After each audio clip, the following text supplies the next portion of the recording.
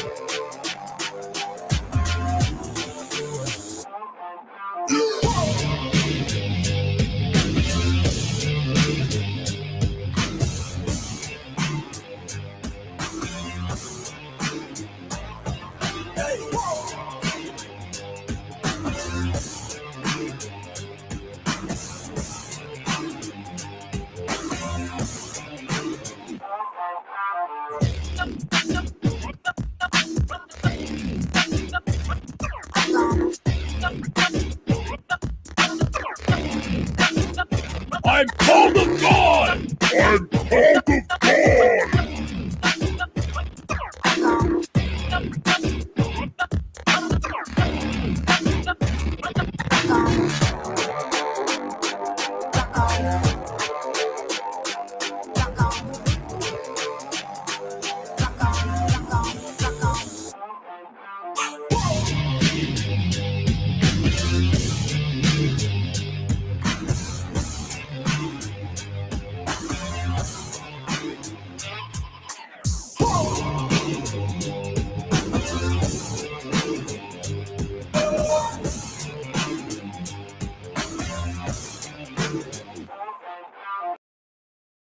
What's up? Uh-oh.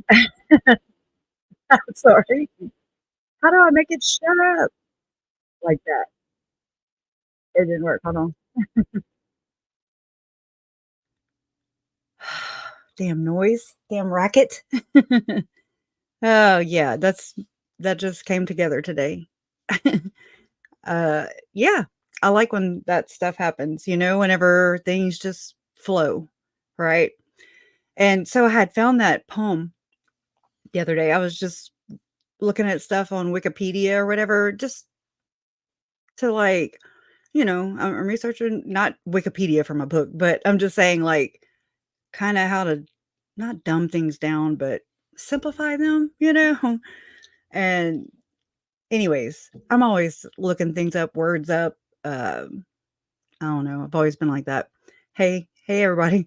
Um, but anyway, so I found myself on Wikipedia, which is not often. And I looked up Second Coming and things like that. And ran across this poem or whatever, and I was like, "Ooh, it sounds like, she's going the distance, she's going for speed." It's by Cake or whatever, I don't know the name of the song. I think it's She's Going the Distance or Going the Distance, but anyways, it sounds like that, the poem does, and so that's kinda where I got that idea. But anyways, for what it's worth, and if anybody freaking cares. But it was more lively music and not just the sadness and the depressing. Been living here for over 4 years. So, anyways, so glad to see you guys here. Oh, I have it on subscriber only too. I did do that. I stumbled across that. I think I'm the only person on YouTube that doesn't really know how to work inside of my YouTube app. So, but anyways, thank you, Shannon. I appreciate that. Um, anyways, I just wing it around here. That's what we do. We stumble. And what the crazy thing is, while I was putting on my makeup, um, I don't even know how I got here, but I got here. And I think it's interesting. So let me share my screen. I was gonna go and we were gonna just kind of dive into near death experiences and like how many are there? I'm sure there are cases where they are not telling the truth, and what kind of people do that, and you know what I mean, that type of thing. But I ran across this first or last actually, and I was like, okay, let me shut up. Find the right tab. I only have a ton, a ton of tabs. Happy Mardi Gras. It's Fat Tuesday here. I can't believe I'm not at a freaking parade. um, and we also, I was looking in my memories. Mm, I have like 5 different cloud storage accounts. And it's like, remember this day 4 years ago or five, however many years. Going on 5. Um, but it was Uncle Charles's funeral that we had, not his celebration of life, but when we interred his ashes, and we had like it was freaking cold. I know that. It was so cold and windy. All right, get back to what okay. So, all right, just making sure y'all can see it. Here I am. Oh, I want y'all to be able to see it good. Here we go. All right, I'm gonna get back over to there.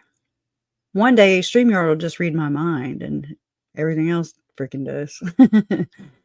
Okay, so I ran across this, and I was like, okay. Now no, this isn't the window. Hold on. Let me go check. They're not. Hold on. Well, this one's a little closer.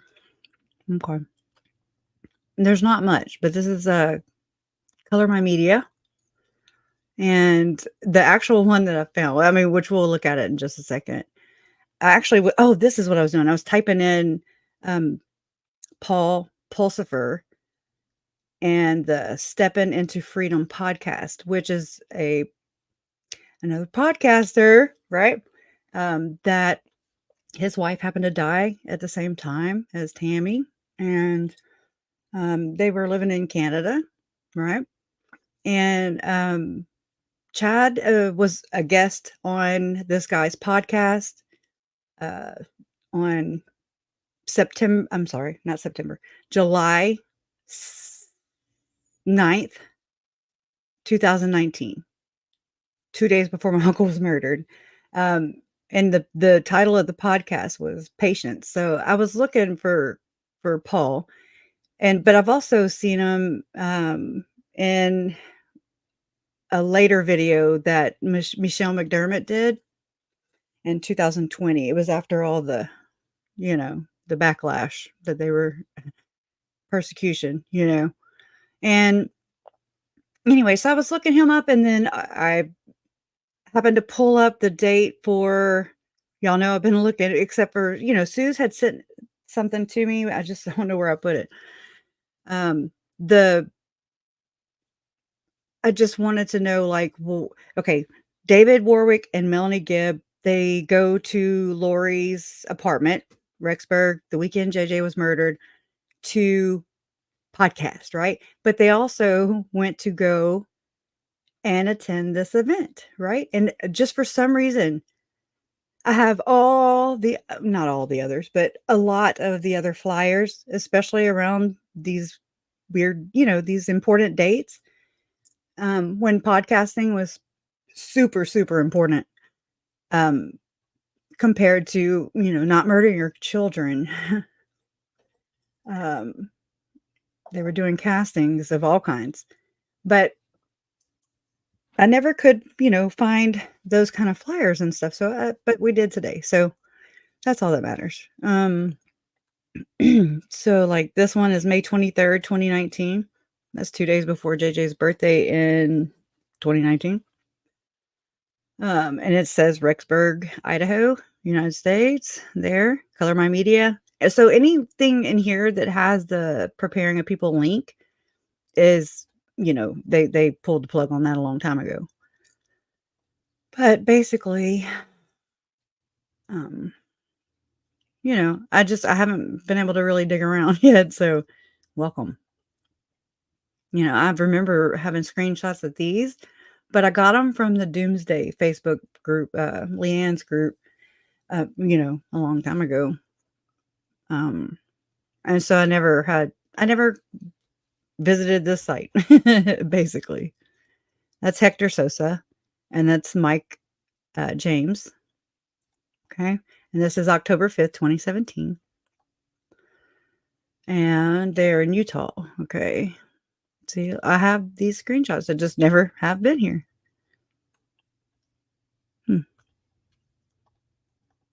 Let's take a look. I like to see if I know anybody.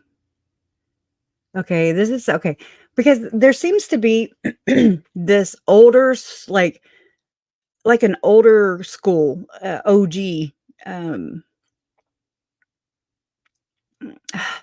circle that ends up turning into preparing a people, because it was preparing a people started right as the oh my gosh, I have a hard time saying it. Hebraeus, or I don't know, HABR. How about this? Avraham Giuliani. I can say that. And it's something that David Warwick was a speaker at. It's something that this UVU, Hebraeus Foundation or something. David was a speaker. Tom Harrison, Visions of Glory, inspiration and author. Then there was like Karen Pryor, Tamara Lang, I think is her name. Tamara. Anyways, she's into energy healing and stuff like that. And there's another one. Avraham Giuliani. Duh. Well, anyway, so it seems like whenever that foundation closed down, it kind of morphed into preparing a people. Okay. And then preparing a people dissolved whenever all the SHTF, the shit hit the fan, when the kids were missing and they were like, oh, they were all hiding in cavities of a rock, right? Nobody holding a flashlight to say, hey, can we help you find them? No. It's the most oddest experience to ever witness and go through that. Because I mean, you're just like, okay, it's a church, right? Church. Okay. Good people, right? And I mean, maybe so, but it's just so opposite of anything that I expected. Um, anyways, so it's kind of, I'm just trying to find this pattern here where these organizations, these huddle ups, these, what do you call them? The circuit, this whole speaker, author, podcasting, influencing, basically, teaching these doctrines, these ideas. They never seem to get stamped out by the church. And I find that so interesting. I mean, kind of like with Julie Rowe, how Julie Rowe, I mean, they kind of, the church did kind of stand out against her. And Chad just so happened to be her publisher at the time, and so he's sitting there calling the shots, or thinking he's calling, or trying to call the shots from behind the scenes as her publisher, Julie Rose publisher. And I just find it interesting that you can kind of tell his ego and his need for being right. Um, and the whole, you see the whole persecution complex. So what I did last night is I watched a boatload of videos from, and I mean, I've watched her, throughout the years, but I watched, or we listened to them back to back last night. And the name of her channel is Chasing a Murderer, Miss Deb. And she's awesome. She's slow and steady. I love it. I love it. I love it because she's digging into the cases and giving them the much deserved. I mean, just she'll just now be getting out of 2015 into 2016. And 20, she's just kind of moving through that. She tries to keep up with, the current events and things like that. But I mean, to me, she's just a very thorough researcher, and she just is really giving this case and the victims the voice that they deserve, and the justice, like really vetting it out and making sure of things. And I mean, it's better that than to just take the narrative that's at hand, because let's say you are a reporter, or you're doing research for Netflix, or the next Lori and Chad Daybell story. And so you pay people who do the research, or you don't really quite get the story. I need to stop saying, but I'm trying. So, I just really do appreciate that. But what I caught on to by watching them back to back like that was just it all just making a whole lot more sense with her research and everything. And I mean, yeah, you could actually see, and I mean, see, like visualize, you could sense it, you could, your mind's putting it together, and you're like, wow. Um, it's all coming together. And I think that's really, really important. But anyways, let's see. Like right here, Carrie Guthrie. She's been listed on the flyers with Chad. And well, not Lori, because she didn't speak. That's July 15th, 2017. And this is Rexburg Conference, July. Okay, I already said that. Civic Center, Tabernacle. That's Carrie Guthrie, artist and speaker in Utah. I hope my gum's not. Let me take it out my mouth. I hate getting dry mouth. Now this is November 17th and 18th. Let's see. That's 2017. Okay. Because they have one exactly a year later, which is when Chad and Lori sealed in the temple, and the James and Atlanta story was born.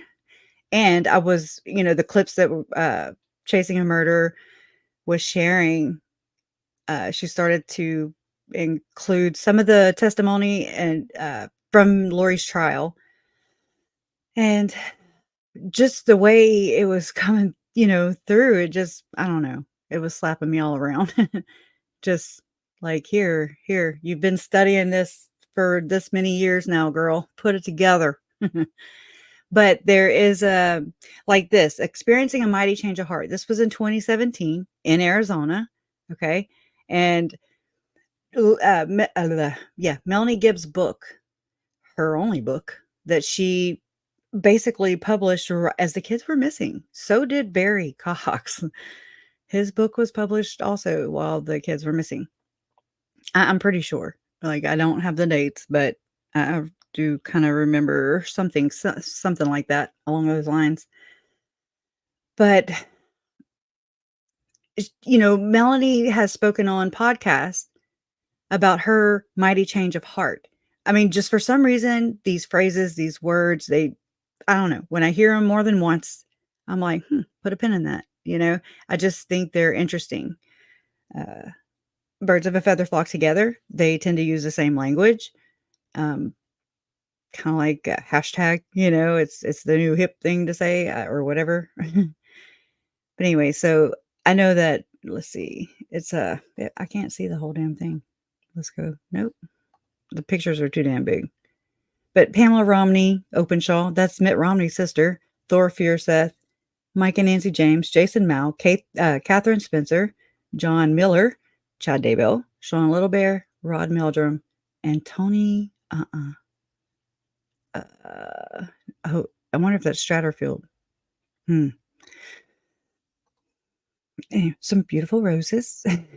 Oh, wait. I'm looking for comments too. All right. Let's see. Oh, he's cute. That's 2013. Pediatric dentistry. 2013. Same. They did promo videos for them. That's Color My Media. Is Mike and Nancy James. It's also was preparing a people. Okay. Seems like we're going back in time. A goddess in her greenhouse. Well, hello. I'm just common folk. Anyways, who is that? Business owner. We create her promo videos. Okay. Good job. Which yummy restaurant is this? We help with their social media and promo videos. It would help if you give the name. I'm just saying, anyways. Oh, goodness. Which witch had a birthday? What is this, a riddle? I mean, oh, is that Janelle? Huh. I don't know. I don't know if that's her. It just kind of looked like her. Hopefully she'll let us know. Sweet flower girl, shy baby. She's pretty. Mom and daughter date. Okay. I don't want to be doxing kids or anything. Hey, Krisha. Yeah. Was there a child smoking a pipe earlier in one of those pictures? Oh, I did. Oh, now that you say that, I'm just too busy trying to put my words together. Let's see. No, you're going back too far now. You've Oh, gone back too far. well, It was at dang. the party. I It's at the remember. party. I remember seeing it. There he is. What's That's that a about? fake one. Yeah, I know, but they used to sell us candy cigarettes. yes, but aren't these people supposed to not having wine or nothing? And what the hell? Well, I'm that might against be some just grape juice.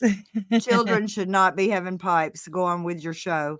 Right? Oh, right. I know. No, I get it. I get it. Do you think that looks like Janelle? Hold on. Right there? Kinda, huh? But that's 2013. So anyways, I'm sure she'll let us know. We want to know if it's you. Anyways, yeah, again, I'm not trying to show everybody's kids or anything, but let's see. Oh, that looked like Robin. Robin Young. That looks like her.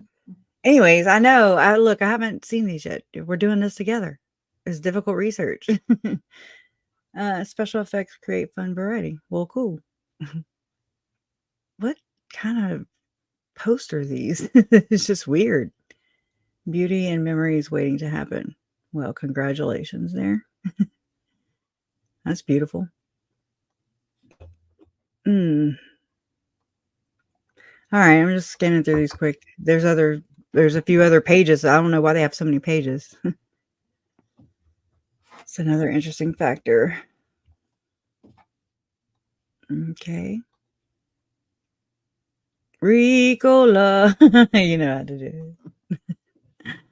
I swear I have a form of Tourette's. Huh.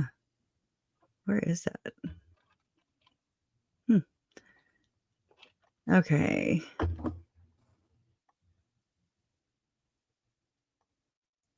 All right. I'm about to back. Oh no, we're almost at the end. Okay. Yeah, I think we started over. All right, let me back out of this. Whoa. All right, share this tab. Okay. This is the other Color My Media. Oh, Okay, well, at least they got the pictures of size to scale. All right, so this is that full. Okay, Tony Stefan. Okay, I was thinking another name, but so this was.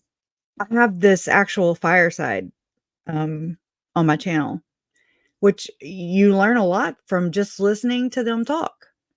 I know they're pretty boring. I get it. I'm like, oh my god. But I mean, once I got tuned into what was being said and kind of picking up on the lingo, it's not very boring at all. You know, it's interesting to know the things that you could, it's like I realized that they were talking in their own language. And so I was like, huh, I want to know what they're saying, you know? And so learning and just listening and you pick up on it and it's very, very interesting. Okay, October 5th, 2017. Preparing people is a brand of one of the conferences we put on with a more spiritual and self improvement focus. It's just like Julie Rowe and her uh, Greater Tomorrow Relief Fund. It was that, and this also played into Tim Ballard too. That's why it wasn't so far fetched for me to keep my eye on Operation Underground Railroad and Tim Ballard because I knew they connected because I just had a few little bits and pieces. I just didn't know where or how, and I still really don't. But it's sure I don't really want to know actually because the stuff that comes out is pretty disturbing. There's Nephi's and Moroni's and weird stuff. It's not that. It's what these people are doing. I find it weird. It's like seances and it's pretty dark arts, if you will. So, and I just want to know. I want to research everything around the murders of my family members, like Tylee. I wish I could find some. Was there an event around that time? I've not seen anything around the time of Tylee's murder. It just is so weird. This is just so weird. Well, yeah. It's the same damn pictures, it looks like. All right, let me get out of this one and I'll go to the next one. Okay, you'll like this one. Oh, sorry, my nose is itching. That damn smoking kid. Yeah. Oh, did I? Okay, I switched it. All right, so this one, it says Saturday, September 21st, 2019. This is the weekend JJ was murdered. So I tried looking right here. 48 people responded, but it wouldn't, show me. uh it wouldn't show me who was interested, who responded, who didn't. So we're SOL on that. But I just dig. That's what I do. I dig and I read and I read again. This is August 5th, 2019. This post right here. It's I guess their earlier flyers. I don't know. Morning session. I guess this is for. I don't know if it's for August 5th. Does it have a date? No. Okay. And so the morning session, Mike James, welcome. Nancy James, introductions of speakers, opening prayer and introductory videos, Book of Mormon evidence and universal model of science. That's Dean Sessions. That's Rod Meldrum. That's Mike and Nancy James. That's your hub right there. Jacob Householder. Seems like I've heard that name, but I've never seen it. Universal flood evidences, the fountains of the great deep. Dean Sessions, a marvelous work and wonder, which is crazy because that sounds just like Chris Namelka, which he's a guy who also thought he was the prophet. He has a YouTube channel. I actually talked to him, a couple times in his chat. And he's actually the only, I could say, he was a Mormon, but he got excommunicated. That really was just he wasn't scared to engage with me in the chat. He said he was so sorry about, what happened. And it was just nice. It's different because that's not the normal response. I mean, I've asked to talk to Mike and Nancy James, and they just keep on trucking. They don't even notice. Out of sight, out of mind. It just baffles me why they don't want to talk or why. And it's not just these. It's not just Mike and Nancy James. It's a lot of even ex-Mormons. It's I don't know if it's like how they are, raised or when they convert to the church and how they depend on their Mormon network, you know? And so it tends to ice out everybody else. And it's just so odd. But anyway, so 48 people responded, event by Color My Media. Okay. Uh, duration 11 hours. Public, anyone on or off Facebook. Now you can attend this event live with Color My Media's broadcast. Register here, but that link don't work because they closed it down. This event will address hot topics and how science and religion are actually compatible. Are Christians LDS people? Are Christians /LDS? Well, why would they separate that? Some people do and some people don't. All right. LDS people creationists, and what proofs are there about religion and science? Rod Meldrum and Dean Sessions team up with two other exceptional scholars, Russ Barlow, he's a regular, and Jacob Householder, to reveal the latest exciting research on the Book of Mormon and universal model of millennial science. Book of Mormon evidence, possible topics. Why has there been so much controversy about DNA evidences tied to the Book of Mormon geography? I didn't know either existed. Just saying, really. Why is it important? Just believe, just be good people. Why are evidences of the veracity of the Book of Mormon so crucial to our modern day issues? I don't know. You go first. What can we learn from the patterns described in the Book of Mormon that will help us navigate difficult challenges our own society is facing today? What are some of the hidden proofs that there has been a cover up of ancient American history? Well, then everything else is plausible then. I'm just kidding. Okay, that's what I get. I can't find my spot because I picked. It's karma. Insta karma. All right. Okay, what are some of the hidden proofs that there has been a cover up of ancient American history concerning the Native Americans, their origin, roots, traditional, spiritual teachings, and why historical evidences and archaeology have now shifted to expose hidden agendas about these questions? That's a long, dang question. What current events are direct parallels to prophecies in the Book of Mormon? Oh, goodness. Wheat and tares? Yeah. Just saying. Just saying. My goodness. Universal model of science. Probable topics. I hope I can read them. The universal model of science. This is Dean Sessions' gig. And it's in Farmington, Utah. DNA dating dinosaurs.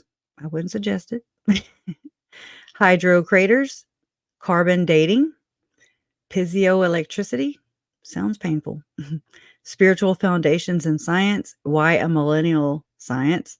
Debunking evolution. The greatest act of creation since the creation. Are LDS creationists? Can the flood prove Darwinian evolution true or false? How long did it take for the fastest fossil to develop? I've never lost sleep over any of these things. Shame on me. Can a soft tissue specimen be petrified? Are there petrified jellyfish? Why are dinosaur fossils around on mountains? Where's the answers to all these things? That's what I want to know. All right. So here, one past event. Color My Media. I clicked it. And so event, video, and live streaming. Digital media and corporate event media. They have a lot of companies. I'll tell you that. Web and logo design, maintenance, professional presentations, profit enhancement, business coaching, planning, development, and hiding in cavities of rocks. Just, I'm sorry. I have to do stuff to just make my time pass. Okay. I'll go to that in a minute. Have you ever, okay, this is August 15th, 2023. Have you ever thought it could be possible to switch your swipes? New Transact Visa debit? No. Anyways, our friends, the Openshaws, are giving our friends and family special discounts for Thanksgiving. That I've got to find that post. There's one post that Nancy James made, and this was after, of course, after the kids were found. I found the post, but the post was dated for around Thanksgiving time of 2019, and it's just this wording. I'm not going to be able to recall it verbatim, but it was just weird, and it's just like when Melanie Gibb uses a word like received. I don't know. Maybe I just don't talk like that. It just rubs me wrong when she says that. Yeah, Lori told me that Kay was received JJ at the airport. And I'm just like, received? Is he a baby? Like a receiving blanket? I mean, what do you? He's a wide receiver? Is it a football? It just doesn't. I don't know. It don't jive with me. And maybe I'm off. And that's hey, I'll tell you if I am. And then in the same post, no. Okay, so Nancy James, it was a post something about it was after Thanksgiving, and they were just, saying after a long whatever, a long rest or whatever, we just want to give thanks. I mean, cool, I get it. Things like that, but she used the word harvest, and she also used the word Mayflower Compact. And I was like, what the hell? And why? It didn't go together. So that's what really kicked me off, honestly. Mayflower Compact. I looked it up. I mean, just on Wikipedia, and I was like, why are we talking about this in religion? It just doesn't go together. This is what it's a 1620 agreement first called. And I mean, because this all went in with Lori and Julie Rowe and all these accusations or all these rumblings coming out about how they think that in a past life they came over on the Mayflower. Okay, I mean, I'm not crazy, but they say some crazy shit, and I'm just over here chasing down their crazy. And I'm just like, I don't think it's meant to make sense. I really do think it's meant to be this way by design. Honestly, I don't know. I really do try not to read too much into it, but I'm just like, well, how can you not? Like it's not reading too much into it. It's just like, what are y'all doing? Anyways, the 1620 agreement, first called the Mayflower Compact in 1793, was a legal instrument that bound the Pilgrims together when they arrived in New England. Okay, like Lori, it was said that Lori thought she was Mary B. Smith or something. And I have the printout, Mary Chilton Smith or something like that. I went and printed the whole damn roster of the first people to come over on the Mayflower. And it also ties into Tim Ballard and Russell Ballard with the whole covenant and the books that Tim has written that, I mean, the church was pushing on. Okay. Yeah. I mean, now you can find it on the Wayback Machine, but anyways, it really does. I don't understand it.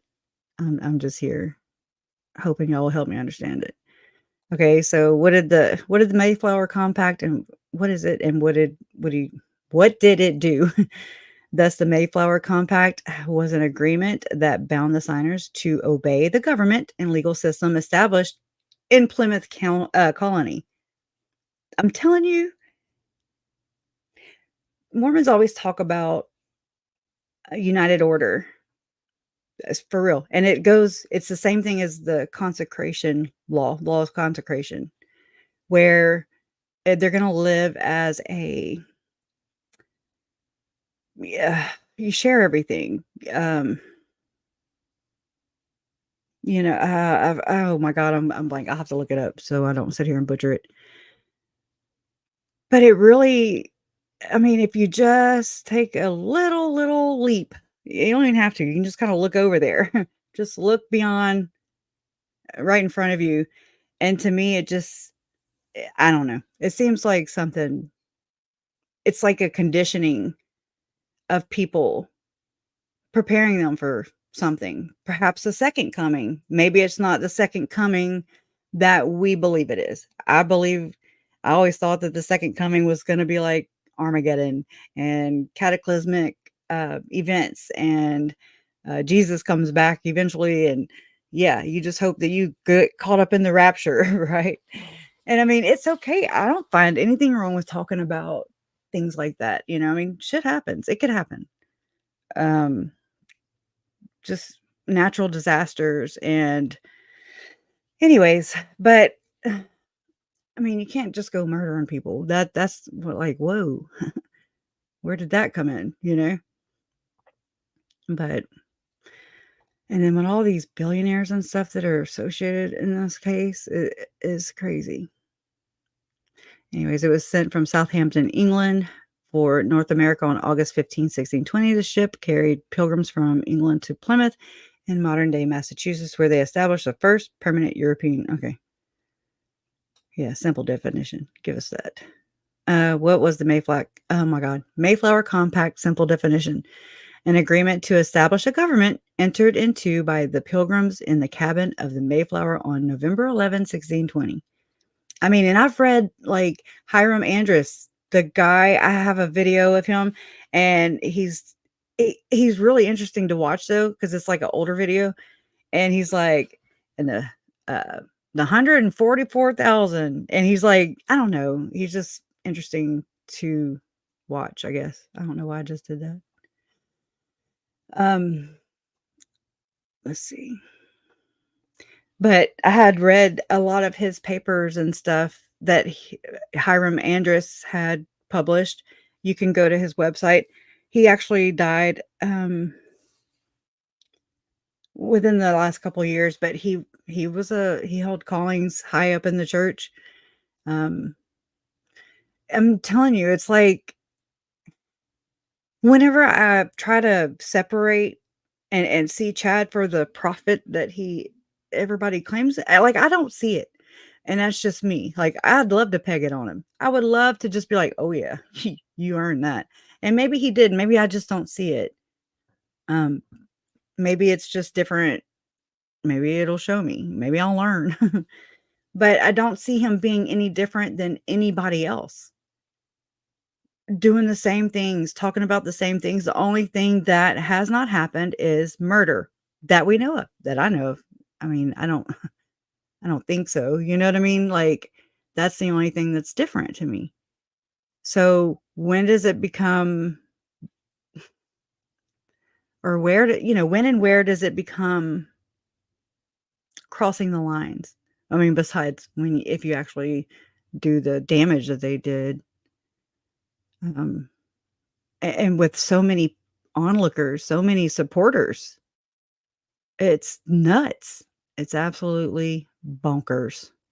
All right, I'm gonna try and find that one. Like here, yeah, I remember. Look, actually, this is whenever. Okay, Color My Media is Mike and Nancy James. It's also Preparing a People. They have so many freaking brands and stuff. Well, Preparing a People absolved. And then again, remember I told you earlier that Preparing a People uh, became Preparing a People, which I remember from Lauren's interview with Sean Littlebear. He said that he is part of it, right? He was like, Mike and Nancy James were going to name it Preparing the People. And he suggested Preparing a People, and that he had interest in that. And I would like to know how much interest. And I just want to know, just transparency. Yeah, I just want to know. Maybe I'm not looked in the right places or something. But Hebraeus, I think I'm saying it right. I'm probably not. I think I am, Hebraeus Foundation with I'm saying David Warwick spoke. That's when he had that 12-page PDF of, all this cataclysmic events happening, earthquakes and yada yada. I mean, no different than any freaking body else. It's so crazy. I don't understand. I mean, unless we dub Chad a prophet because he allegedly murdered. I mean, I don't know what actually slips him over that line. But I have not seen anywhere besides I did see it a little more by watching all those videos back to back with Chasing a Murderer. I could kinda pick up on it a whole lot more. So, I'm so appreciative for that. I don't ever want to just be one-sided at all. I just really wanna stay balanced, although I don't think I am. But Bruce Porter? Y'all remember Bruce Porter? Bruce Porter! He's in the James and Atlanta story, and had he not been there, they'd have conceived a baby on that couch. Right? That's so gross. Another thing is that, Latter-day Media, Preparing a People, same people, Mike and Nancy James, same people. They were in with, Rod Meldrum, who has just recently has denied speaking more than 2 times with Chad Daybell. Nay. You gotta wake up real early in the morning to fool me. You know? Anyways. They've spoken the same circles years. It's just anyways, it's so crazy and it pisses me off. It would be different if, and I'm serious, for me, I don't know how anybody else in my family would feel, but it would make a difference to me if any of like Janelle, her coming out and just being around and just like here to give her 2 cents, I mean, I appreciate that. She doesn't act like she's better than us or like we're persecuting her, It's just it's nice. And it's humanity. It's just being immortal and living amongst each other without all the titles and labels and stuff. It gets really confusing. But yeah, like Karen Grant's on here. Guy Lang. Okay. Carrie Guthrie. Rochelle Pacecaster. I don't know those names. Robert K. Dr. Joyce Brown. It's something with these conferences. I'm just telling you. It's something with these conferences. Something. I don't know what's going on. Probably nothing. Marilyn Light. Don Gold. Wayne May. He's a regular. Eric Moutsos. Remember Eric Moutsos? Whenever the Tim Ballard stuff came out and Nuance Ho, she was talking a lot to him. And yeah. Let's see. Karen Grant. Okay. Catherine Grant is her sister. She has that American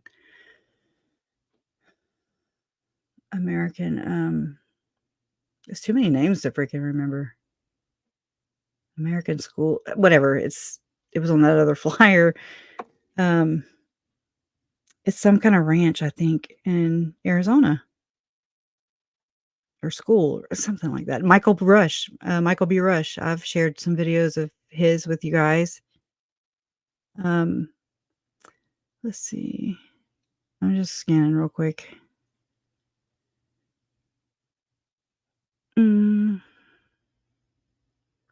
Anyways. All right, I'm gonna skip over this one. All right, but September 5th, 2021, that's the day I got an email. Because I signed up to their things. Firm Foundation, Firm Expo, Preparing a People, Book of Mormon Evidence, blog with Ryan Nelson, I think his name is. And, they would send every time they do an update, like Jason Mao was a speaker again, for them, and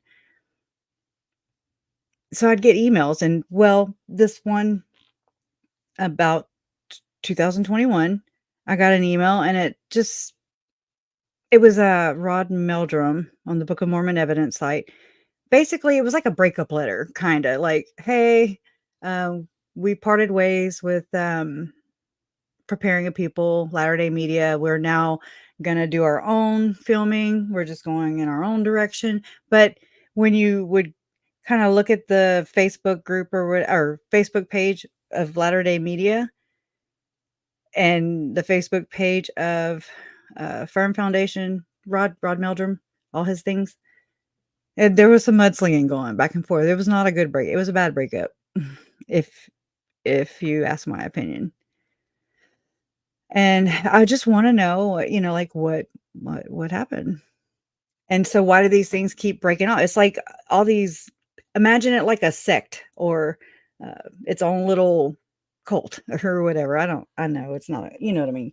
But and they just keep breaking off and breaking off and breaking off, and pretty soon you have just so many people running rampant with these like-minded beliefs. It's scary. I told Jason, I was like, "Dude, maybe I just need to just be like, hey, just go, run on, believe whatever you want to believe. Do what you do, boo." And I mean, uh, just hope nobody gets hurt. Uh-oh, the invitation, that ain't good. Gonna have some more Chad and Lori's up in here. Yeah. That's June 10th, 2021. Happy Cinco de Mayo. Let's see. Oh, yeah. We need some love. Sure, baby.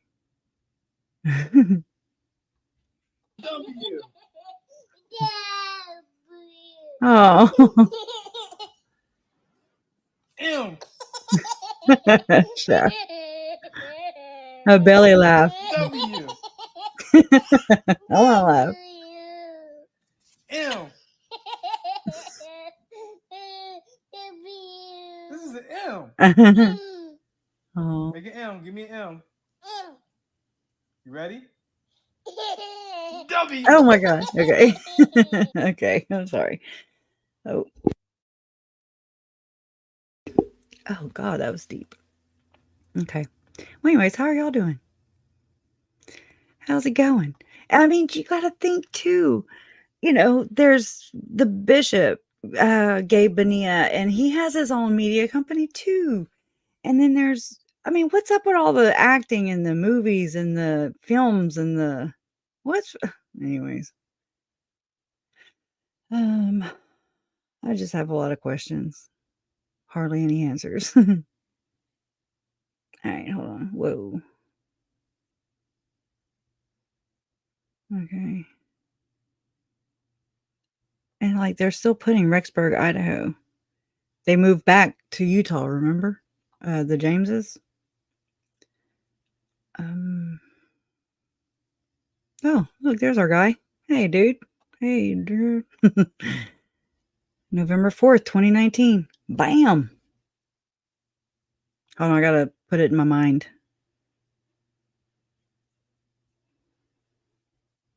Okay, so that's a couple weeks after Tammy was murdered, October 19th.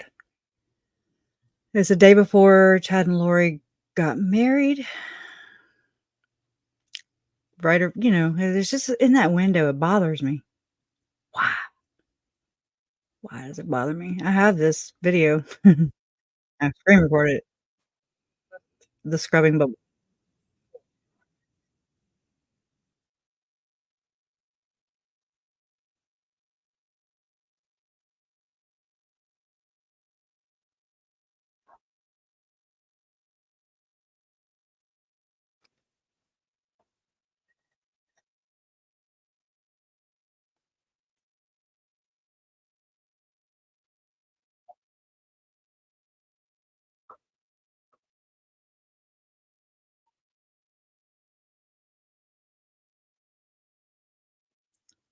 Yes, sir.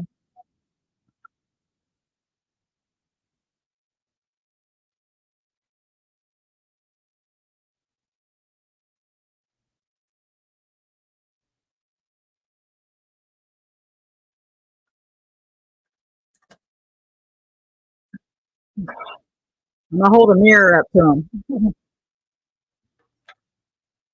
Straight up. Let's hold a mirror up. That's hold a mirror up to him because take some advice, dude, and don't act like you're getting persecuted because of the people you hang around are sketch AF. And some kids turned up missing, and some spouses ended up dead, and then the kids ended up being murdered. Uh, and your podcast pal's yard. Yeah, it just is so weird. And I don't think I'm ever gonna get around that because it just is not normal to me. It's not normal to run the opposite direction. To say that you're a believer in Jesus Christ, yet there's children missing from people you know. You looked at Lori, you just knew she was a freaking gatherer. You just knew when your eyes met with hers in the temple, and you just knew that she was one of you, a gatherer and a warrior, right? And but you also knew that she was a mother, and you also knew that she was married. And I'm sure, she's hanging around with Chad, who's also married. She's hanging around with Melanie Gibb, your friend, Jason Mao,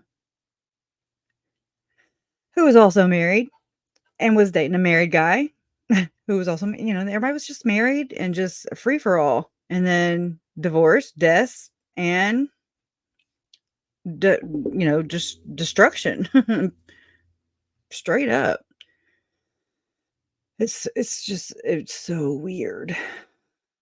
Uh, totally weird. Motivational mentoring. That ain't even freaking um oh, and I found a flyer the other day with Tim Ballard, like in front of these flags. But I had never seen it before. So it's just nuts that I run across things and I'm like, oh, dang. Have I not been sharing it? Oh my God. Oh my God. Let me go back over here. Oh yeah. Brett. Who's Brett? I have so many names stuffed in my head right now. I didn't know. Was I not showing this? Yeah, no. Was I not showing the screen, Donna? Oh, well, crap. My bad. Brett Rader. Clients were, oh, goodness. The E word. Oh, crap. Would you say Lori was charismatic? Maybe. Oh, yeah. Yep. I'd say that too. Did Jason Mal call the police to let Lori and Alex go the day? I don't know. That's a good question. But I wonder how good he was in with those police. I mean, again, these seem to be, and I mean, I study these people. I really do study all these people, this circle of people. And there's a lot of personalities. Yes. Everybody's different. Not everybody's a murderer. Not everybody's out to harm kids. But there sure are more, in my opinion, more of a concentration of people who are just in some weird things or not so good things. I was always told, not to hang, you know what I mean? You just hang around people. If you hang around people who don't have the same kind of, they get into mischief, they steal, they lie, they fight, they cheat. And I mean, you're most likely just like them. So, I mean, birds of a feather flock together. It's just always been my little go to. He was married then. And the interesting thing is he was married to a lady. I think her last name is this. I'm not sure. We saw The Devil had came out, with their initial research. on Jason Mount, and I mean, I never. His first wife, her name was Linda something. Mm. Again, I don't have all my screenshots. I just have. There's a bazillion of them, but she left him after he had that work related injury, allegedly, and uh he's married to Nikki Wood now. Which was like around in 2016. Okay, so 2016. It's actually on Vimeo. Uh, he proposes to her, and I always wondered, is she related to Rob Wood? And I mean, just because that's how my mind works. Um, I'm gonna be that old mama, and be like, well, "Who's their mom and daddy?" Let me see if I know them. um, Liberty 89 is a nonprofit organization that is owned or whatever, founded or whatever by, oh my God, is it? Hold on, I'm trying to think. Um, I know Tim Ballard has something to do with it. I don't remember if M. Russell Ballard has anything to do with that one, and Ken Krogh maybe, or is it Tom Harrison? I know you'll tell me, Chris. Me too. I even asked my AI today. I was like, "Is Melanie you're okay, no, Melanie Booter." I'm like, "Is she gonna be charged?" And they're like, you know, it kind of tongue lashes me a little bit. I will ask. I will continue to ask. Liberty 89 was a think tank that is supposed to be like the 1789 French Revolution. Well, I'll have to go and read that too, because I don't know what the hell that consists of. Oh man. You did a quick search, but obviously nothing there. Oh, it's on Twitter. I mean, it's on Reddit. Hold on. I mean, for sure. Liberty, Liberty, Liberty, Liberty. It's in the documents that were filed. Was it the civil documents against Tim Ballard or the civil documents filed against Sean Reyes? I just don't know. I've got both of them downloaded or them downloaded. I'm not quick like that. Liberty 89, Reddit. I don't know. Let's try. Yep. Okay. We're going to read this thread real quick. Okay. Visions. This is my thread. Visions of a glorious thread. The Krogh, Meldrum, Harrison, Hildebrandt, Daybell, Rowe, Russin, Ballard connection. Sounds like a Pepto-Bismol commercial. Not to mention their sister organizations, OUR, Eternal Core, Liberty 89. There we go. Visions of Glory, AVAL, Preparing a People, Firm, and CNF. And good God, we know there's more. But wait, there's more. Okay.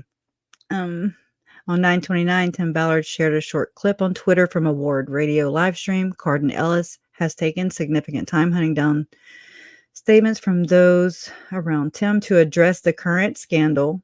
Carden in the live stream shared a statement made to him by Ken Krogh. Yeah, Ken Krogh is this guy right here. Okay. He's the one that I noticed he had a playlist of my family's case. And Gordon Bowen. I was like, I ran across that live and I was like, oh, it's just interesting. I find it freaking fascinating. So he has a spear fund with Tim Ballard, who was iced out allegedly of OUR when all those allegations came to surface, okay, against Tim Ballard. And so he went over and started. Ken Krogh also has Eternal Core with Tom Harrison. And it's alleged that Sherston Stockwell, who was an OUR operator, she was taken or invited, I don't know, to Thanksgiving Point, Utah. That creeps me out. It reminds me of the Bear World thing with JJ, the Yellowstone thing with Tylee. Sorry, not sorry. It's weird. Oh my God. I just, anyways. All right. Okay. Let me calm my ass down. Okay. So yeah, Ken made a statement in defense of Tim Ballard. Okay. Ken Crow. Ken is the current president and CMO of the Spear Fund and has, oh my gosh, and has a long and fascinating history of business ventures. He is probably most well known as the founder of InsideSales.com and his consulting entrepreneurship uh, and his consulting in entrepreneurship. He is a member in good standing and has consulted for the church in a number of capacities. Ken was also the head of OUR Social Media back in 2016. He suffered a significant head injury in a car accident in 2015. This moment seems to be a significant turning point in his life. As recently as 2019, his calling in the church was to manage social media for 30 Utah YSA stakes. In addition to his consulting, he has consulted for the church on a number of occasions. Ken is on the board of Liberty 89 with Brad Brower, who was M. Russell Ballard's son-in-law. Brad Brower is also Slave Stealers, that nonprofit organization that was, I call it the whiteboard prophecy because it's like the damn white horse prophecy, with the sizzle. It's the white, Lynn Packer, the journalist, the awesome journalist, who's been covering the story of Tim Ballard, Operation Underground Railroad, and all of these underpinnings. I don't know what to really call it. All of their ventures, and they're shady ventures, in my opinion. I always thought that from jump. And I mean, again, Tim Ballard associated with Julie Rowe. Julie Rowe had an alleged, when we first, whenever the kids first came missing and we learned about Julie Rowe, who she was, which was like right out the gate, December 26th or something, 2019, her and Eric Smith, they're like, oh yeah, I see the kids. And I'm like, what? My family, oh my God, JJ's missing, Tylee's missing. And she's saying that she sees the kids and they're happy and they're safe and that my uncle he abuses Lori. And I'm just like, what are you even talking about? He's murdered. And she's just kind of grappling at straws. Anyways, but she's the truth teller in a lot of these documentaries that cover my family. Isn't that something? It just is crazy. Anyways. Ooh, that kind of pisses me off when I don't know, just sunk in a whole different way. But she had the Greater Relief Fund or whatever the hell, and she was making these safe houses, right? And I remember looking at the 990s and stuff that she had, but I didn't really know what I was looking at. And again, I was looking at a lot of things at the same time because there's a whole year I don't remember because it's a blur because of the trauma and just the pain, just everything was just so crazy and just up in the air. I was just kind of overlooking everything at the same time, hyper vigilant, scared to death, worried to death. But she was talking about, or it had something to do with safe houses for human trafficking victims. And there were like fundraisers and things that like Tammy Daybell ran in, Joseph Murray and Emma Murray. That's Chad Daybell's daughter, Emma Daybell Murray. Her and her husband, they raised money for OUR in Rexburg. I want to say it was September 7th, 2019. So it was just 2 days before Tylee was murdered. There's a picture of Emma, her husband, and their baby. And so I wonder if Tammy was there babysitting Oliver, their baby, while they ran, And so then you swing over to Melanie Pulowski and Brandon Boudreaux, also very much involved in my family's in the Vallow Daybell thing. Is Boudreaux's and the Vallow Daybell. They would go and do what do you call it? Not fundraiser. It's a fundraiser, but marathons and things like that. And I wonder about the one that Tammy was training for. Remember that, right? Anyways, Um, and then I know how I remember Julie Rowe, she ended up it kind of she kind of walked it back, her Greater Relief, I think I'm saying that right, Greater Tomorrow Relief Fund. And then she started saying it was for like soul trafficking. And I was like, what the F is soul trafficking? But then I found out that my family was rated according to our lineage. And I was like, well, it's kind of close. Soul trafficking and rating and anyways, just baptizing us if we don't want to be, things like that. Yeah. But anyways, let's see. I'm just making sure. Okay. Okay. So with Brad Brower, son-in-law of Elder Ballard, a media company founded by Tim Ballard. So another one.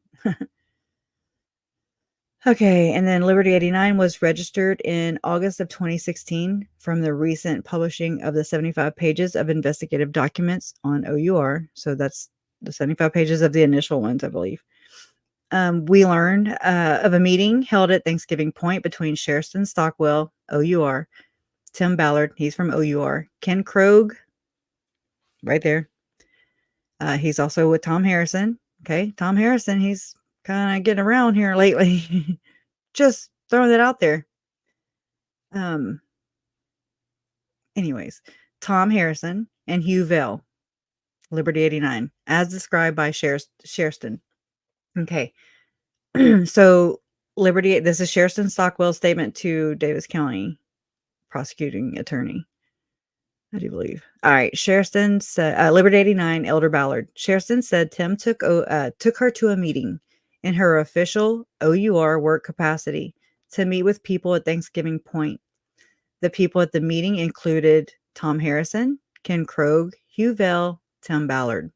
Sherston said they claimed to have visions and special intelligence of the second coming. I believe it. I do. We've got allegations or whatever reports of Chad Daybell and Julie Rowe meeting with Tom Harrison to portal. Okay. Remember the portal in the closet? Not so funny now. And then it reminds me of Janet Russin, Tim's psychic or sidekick or whatever, his intel for his big time. I mean, these big funded freaking multi-million dollar, I think they're fake. I'm going to say it. Allegedly fake ass missions, operations. What kids? How are we going to know? Because Tim was going over, seas to other countries, third world countries at that. And I mean, the whole couples ruse and all that, that's one thing. But the disturbing part of this is, how will we know? How will anybody know if there's even actual children being saved? If so, where are they going? Are they being taken care of? How are they doing? Not know their names. I don't, we don't need to know all that, but just everything else is super sketch and has pretty much, in my opinion, to me, has appeared to be all a ruse. Every freaking bit of it is a ruse. And he continues, and people like that, people like Tim, in my opinion, continue to gaslight and manipulate people at an exponential rate. I mean, it's crazy. I mean, people will still cut you in the comments, I haven't seen them recently. It's been really quiet. But so I'm saying, the birds of a feather thing, I don't like it. I don't like the fruits of all the people. They don't make me feel warm and fuzzy inside. But then there are those people who are like, Tom Harrison is so great, and Tim Ballard is so great, and they vouch like as if they know them personally, and I'm just like, what? It to me, it's so insensitive to the victims, like Tom Harrison. Terry Pontius is John Pontius's wife. John Pontius is the actual ghostwriter and who did a firesides with Tom Harrison before he died, right as Visions of Glory was published. Okay. This book. I understand that a book, it didn't murder anybody. But and just again, it goes back to that whole thing where if you know that what you're putting out is not, it's good and pure and you can sleep good at night, then stand by that. Show me that.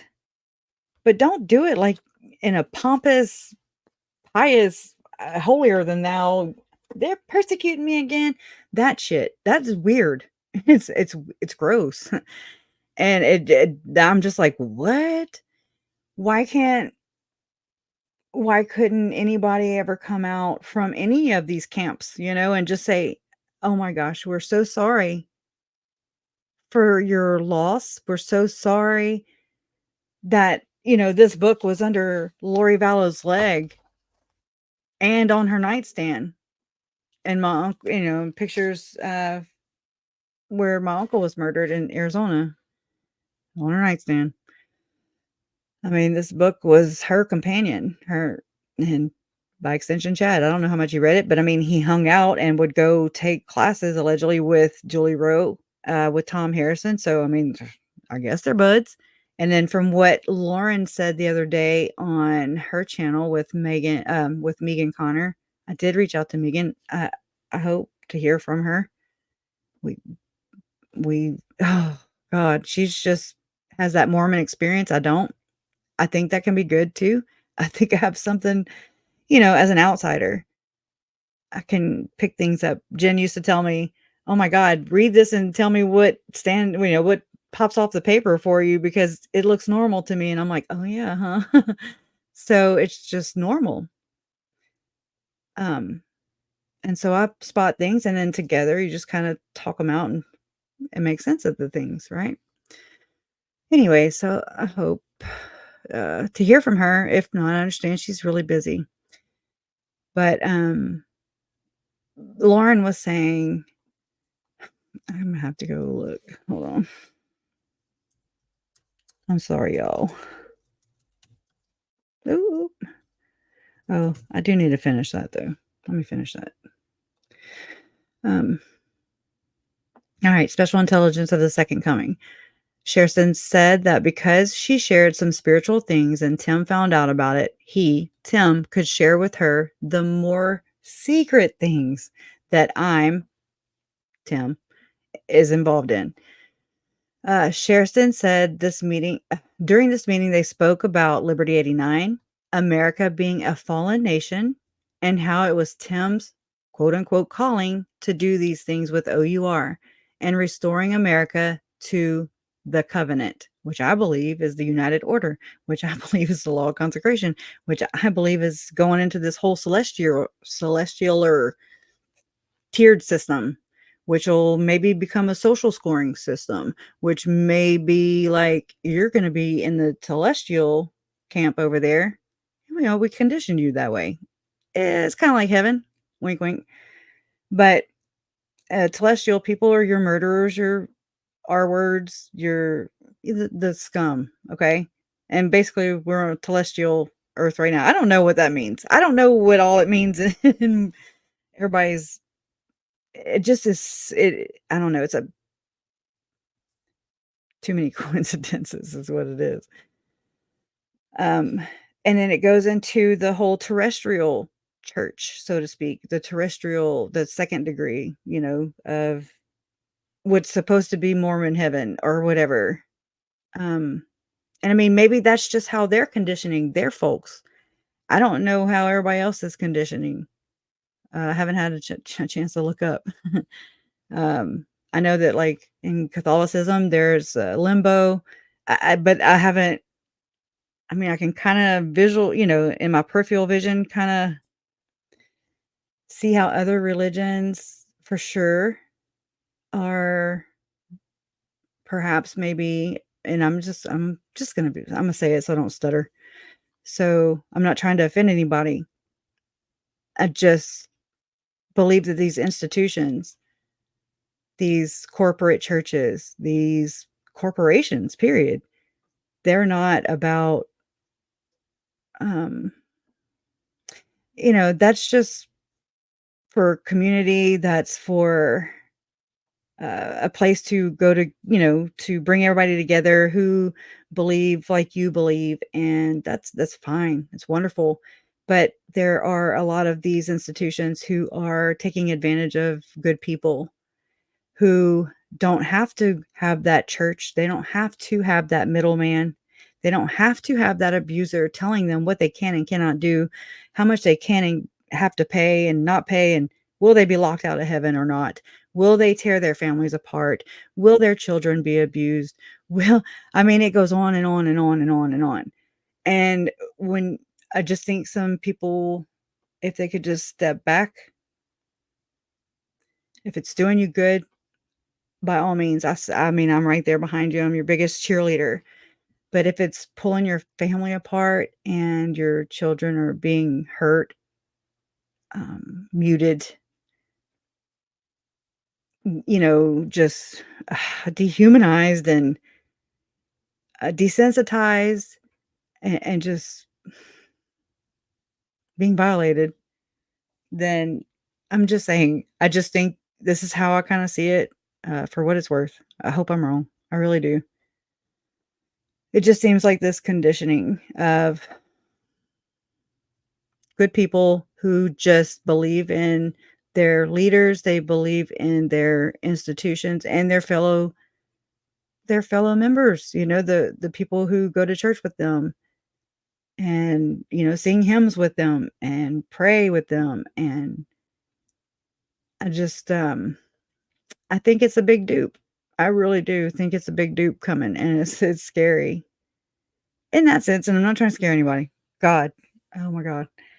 But awareness is one thing.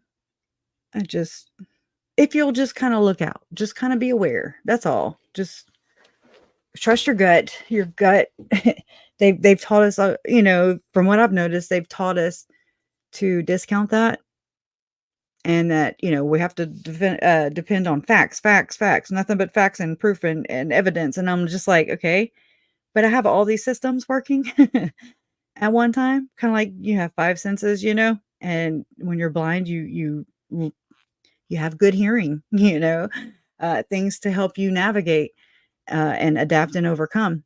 That's what resilient people do. There is no choice.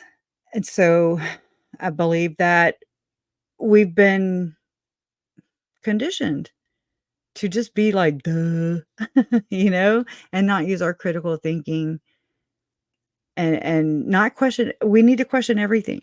We need to question everything. There's nothing wrong with somebody who questions anything. What's wrong is when those people get offended. That's your hello. You have Serena Sharp and Christina Atwood, and they asked questions and they got booted from Chad and Lori's whatever circle. So asking questions does not make you a bad person at all. It makes you very insightful. Um, but anyways, it's just, I feel like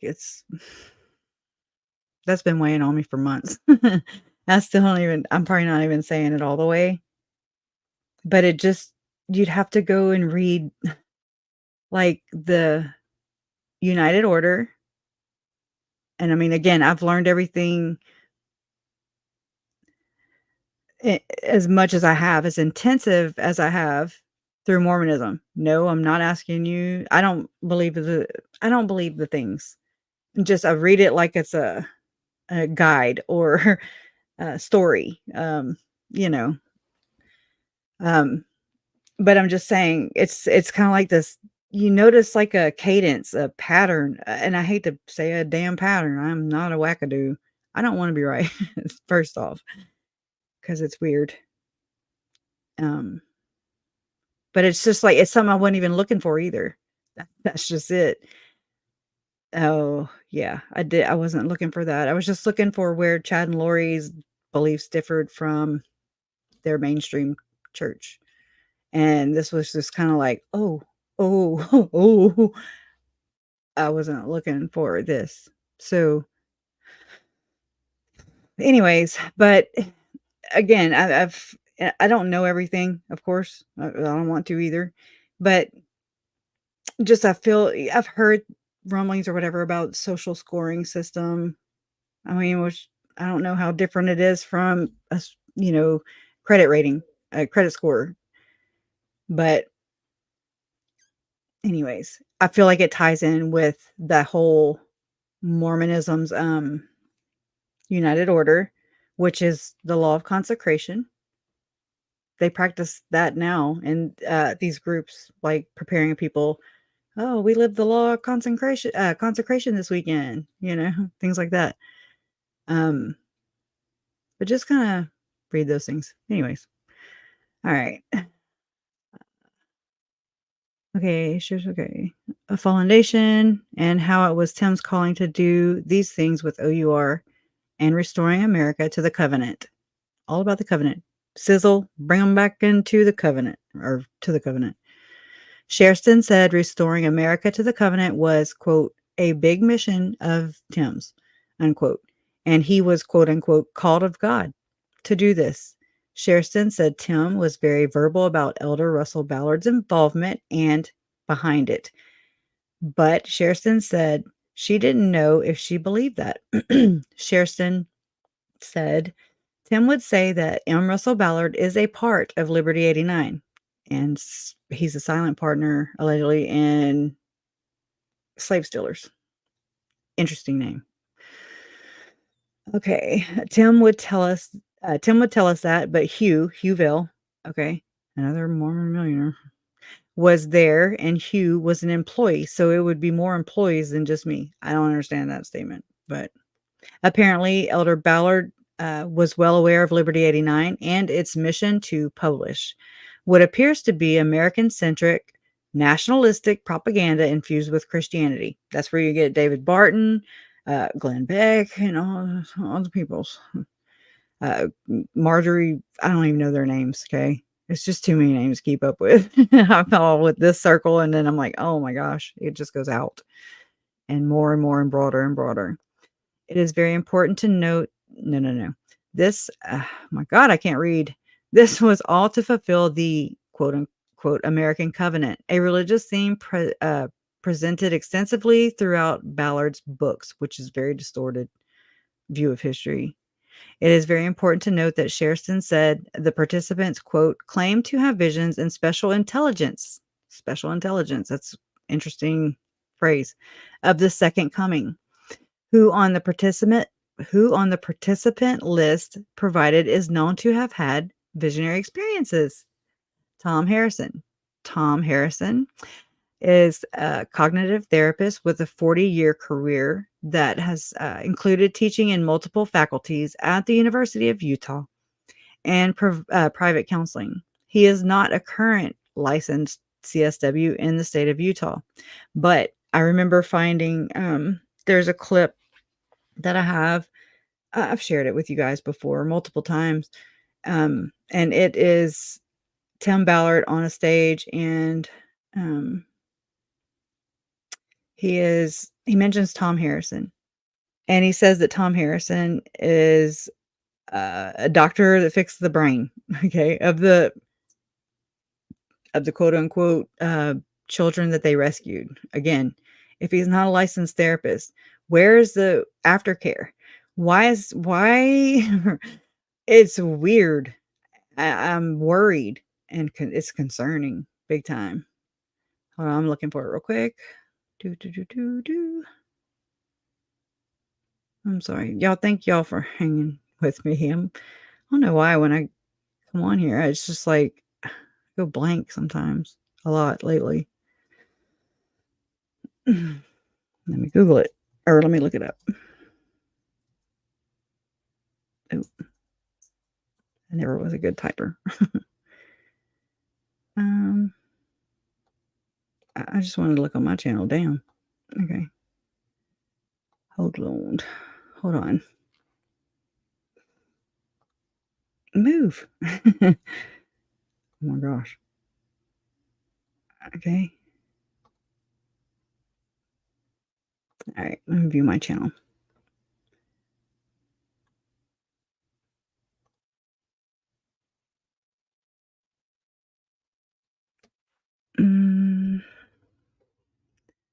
My stomach's growling. Let's see. This should be far. Well, at least y'all can watch me do what I'm doing. There it is. Times that I served, times that others served me. And all of a sudden, as I just thought about those moments in my life, I was filled with something that I recognized. I think of Tim just like I think of Lori and Chad and everybody around him. He's a projector. It was the same thing I recognized when I had gotten off on the freeway, off the off-ramp, to go visit this little boy.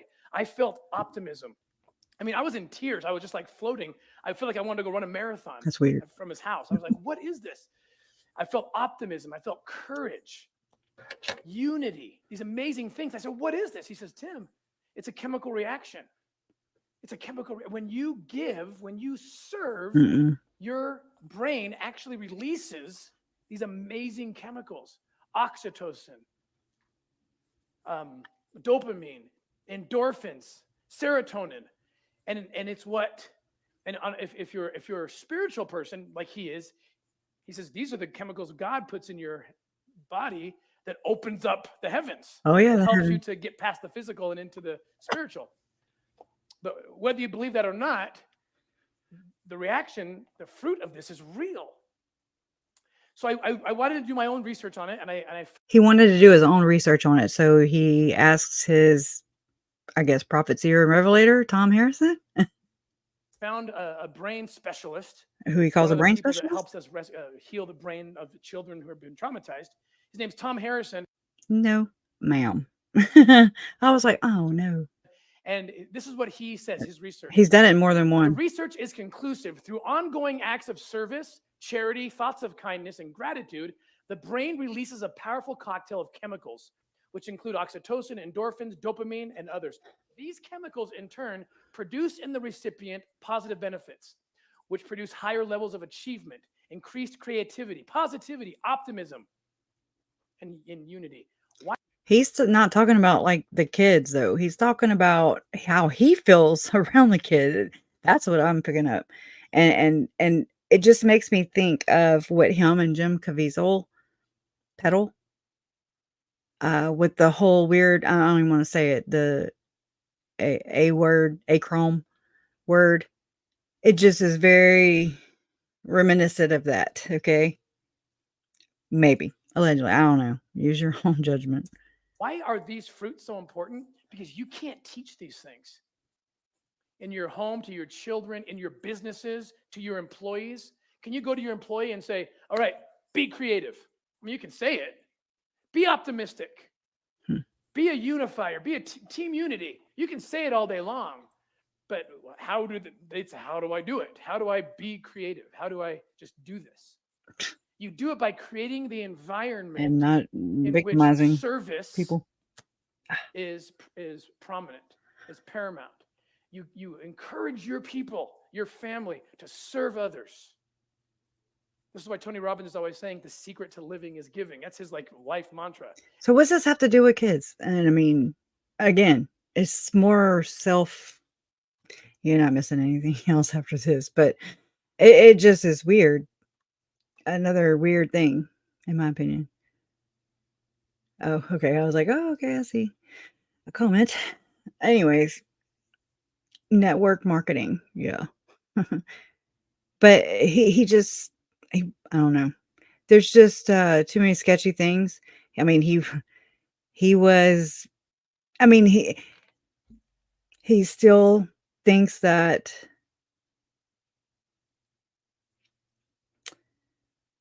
I just don't like it. I don't like it. I don't know what to say right here, but I mean, they won't get me sued or, another lynch mob coming after me. I'm good. One lynch mob at a time.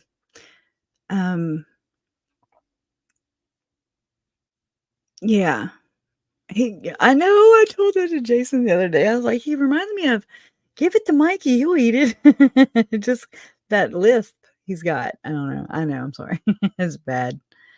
It is so many con artists, and I don't feel bad for, I feel like that's our job, is to expose these people who are okay with getting over on other people, even millions of people, under the guise of Jesus. Again, just like Chad and Lori.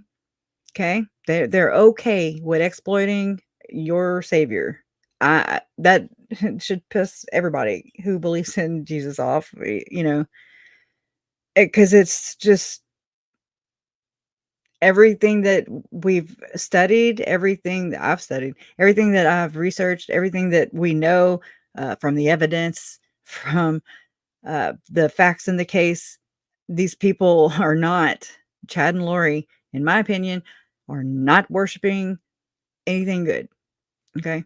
So we can see that from the fruits of that, and because the victims are not here. So I don't know. I just think it's our job as a community, as people, to just be our brother's keeper.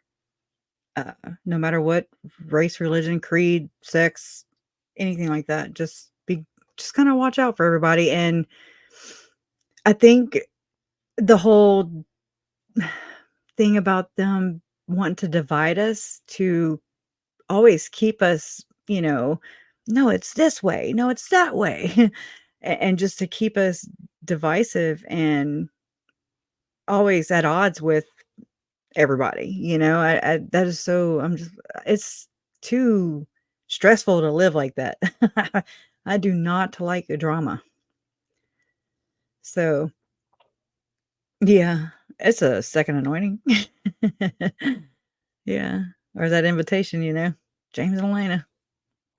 Um, it's man-made, and it's trickery on itself. That's why whenever I kinda landed upon the second anointing, whether it happened or not, I strongly believe it did with Chad and Lori. I don't know. I know there's accounts, but I don't think that that's exactly what it is. Nobody knows for sure because it's not printed in a manual, because they don't, quote unquote, practice that. I mean, that's just something they gave up a long time ago when they gave up polygamy. Duh. And, anyways, so it just, I they were in a temple on November 16, 2018, after preparing a people event at the Phoenix Temple, and they got sealed. But Melanie Gibb was like, but not in the sealing room. But in the James and Elena story, it clearly states that they are kneeling across from each other, waiting for the officiant to seal them as, for time and eternity. And so that's why Tammy Daybell was Lori's, what did she call her? Spiritual sister, or I forget what she called her. Anyways, it's totally what's going on. And I mean, and that's knowing that, you know, they're married to other people. So that you got that going on. Whether it's true, I'm not here to debate that. I don't want to be right. Anyways, it's just the only thing that fits with everything that I've heard, read from these people, from Lori and Chad. It fits. It lines up. Nothing else does. I'll keep looking. And it's not like anybody is gonna come right out and just be like, "Oh yeah, that's what happened." No. No. And they take a blood oath on top of that. So you have Melanie and David. I wonder if they were also sealed. Who knows? Only them and their God knows. Oh gosh, I've been looking more into these kind of things, and it is interesting. I'm just like, when is this gonna stop? Because my worldview is getting squashed by the second. And I'm just like, oh my God, no, I don't want to go to any of these places. They've just sucked everything out of me. But I'd rather have found out on my own than for somebody to try and convince me whenever my head's stuck in the sand somewhere. Kind of like I was just so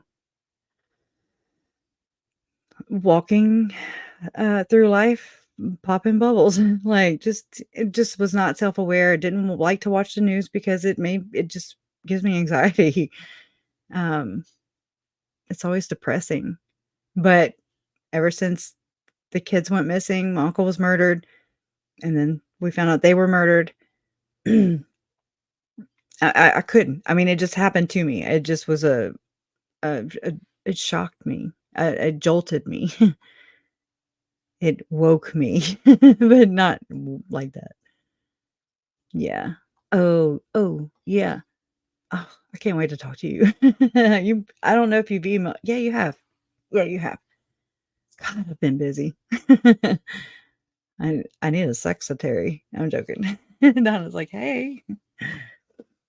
Anyways, I don't know. I've been reading and I've ran across this channel the other day, and her name is Dana, and she's just so cute too. I like the way she talks. She talks really clear and concise and knowledgeable. And I stutter over my words and fumble, but she's a effective communicator. Her channel name is called Rotting Jewels. I know it's different.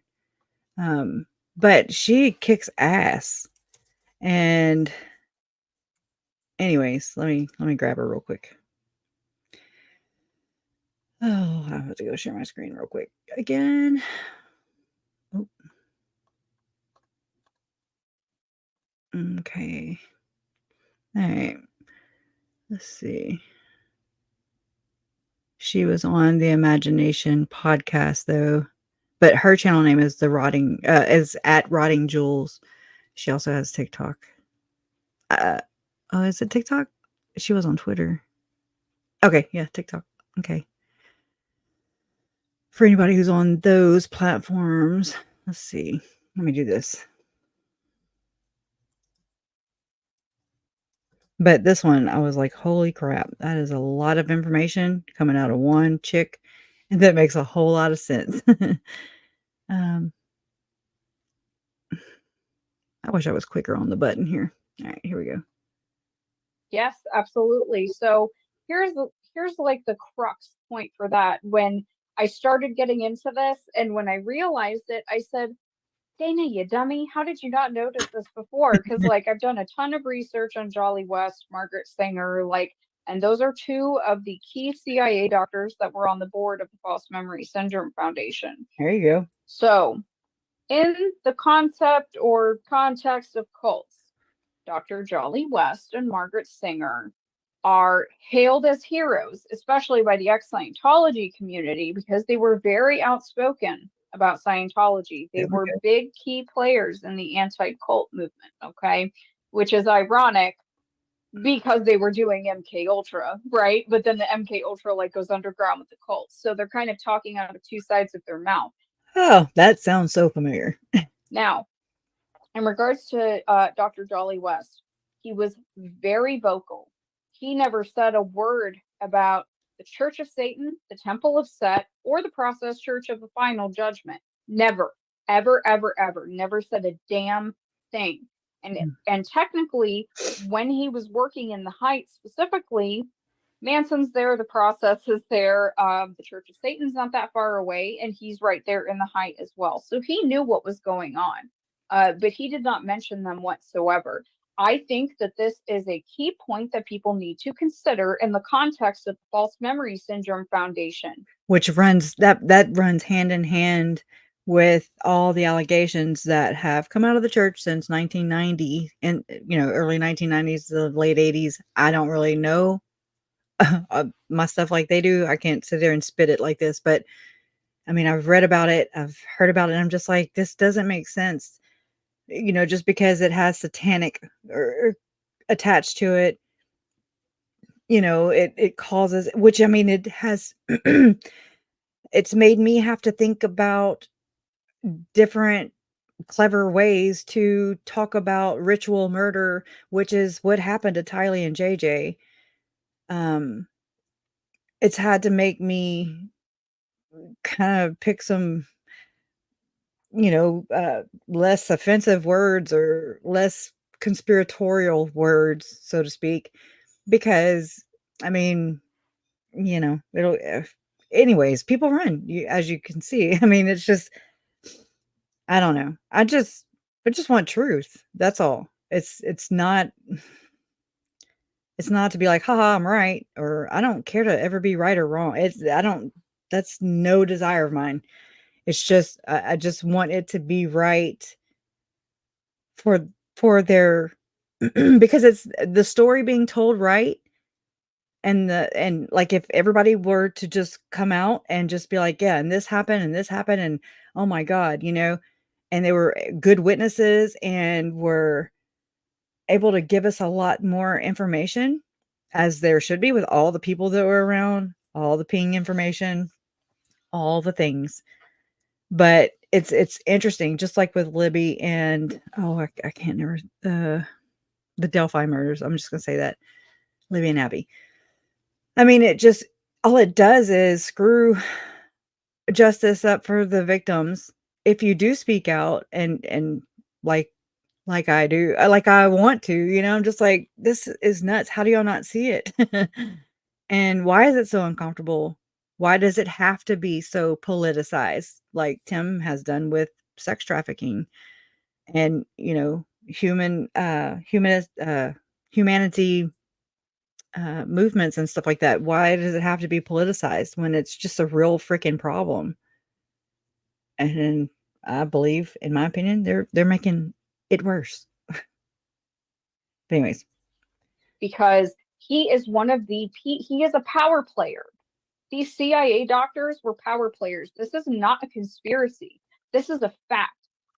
and that leads me to tell you guys about Elder Oaks, and how whenever he was, or allegedly, providing electroshock therapy to gay students at BYU. Okay. And I know Jen has a little short video on her channel, uh, True Crime Unveiled, with Elder Oaks. Somebody asking him from the audience about that, and he was like, I wasn't president of the BYU at that time, or something like that. It's just so weird. And he comes from Chicago, and he was my gosh, uh, Supreme Court judge. If you just look at all the brethren, so to speak, if you look at their bios and stuff, if you look at the bios on all the people surrounding Tim Ballard, if you look at the bios from mostly from like the Firm Foundation, those more of your bottom of the totem pole, I would say, but they're all these wealthy entrepreneurs, philanthropists, um, sells. Uh, I don't have the words, but anyways, it's so, and I mean, great that they're successful people, but it just strikes me uh, that they all have wealth and these .coms and these .orgs and the nonprofits. Remember how I was like, oh my God, I wanted to start a nonprofit and do something to honor my family, the victims, eventually. But as I kept going through this, I keep running across all these nonprofit organizations, and I'm just like, I don't have time. At the time, I didn't have time to really dive into them, and I was trying to self teach, myself how to start a nonprofit, but they can start them like in 2 seconds, okay? And I'm like, "Wait, what? I got a mission statement and I have to do all these things." And I mean, I'm just way back here. And it just kind of spooked me because I was like, I'd like to be able to focus a lot more of my attention on what all goes into this because it just seems off. There's a lot of charities that I mean I've given to, even the National Center for Missing and Exploited Children. Um, I mean, not all are what they say they are, or maybe they start out with the right intentions, but then something happens. I don't know. But again, I have to do a lot more research into that before I can even think about it. But that's why all this. That's why I backed away. I have at least 4 CIA doctors being on the board of the False Memory Syndrome Foundation within a year and a half of it being open. And people need to understand the birth of the False Memory Syndrome Foundation because the birth of it cannot be understated. Because when Jennifer Freyd came out and accused her father of abusing her, it was Jennifer Freyd, right? Yeah, the mom's Pamela Freyd. Okay, I just want to make sure I don't mix up the name. So she came out and said that she had memories of her father abusing her. And I say that, Miss Pamela could just not let the world know what her dear husband did.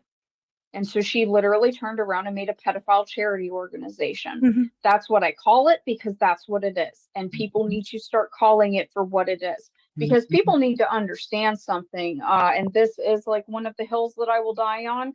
False memory syndrome is not real. It was never real. It is not Mhm. recognized by science. It has never actually been a diagnosis.